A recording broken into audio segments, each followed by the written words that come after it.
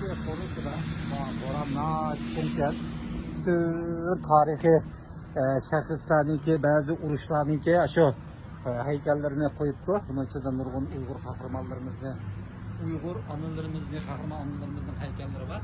Bunu ayrı ayrı yapacağız. Ama dikkatimizi çeken bir nokta var bir yerde.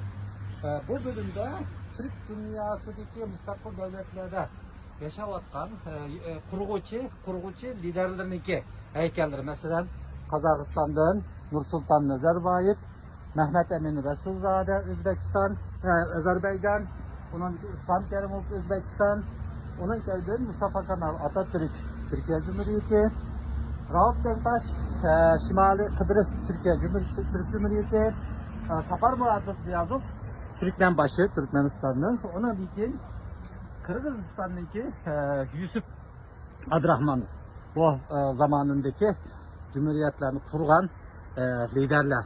Ama dikkatimizi çeken bir boş yer var.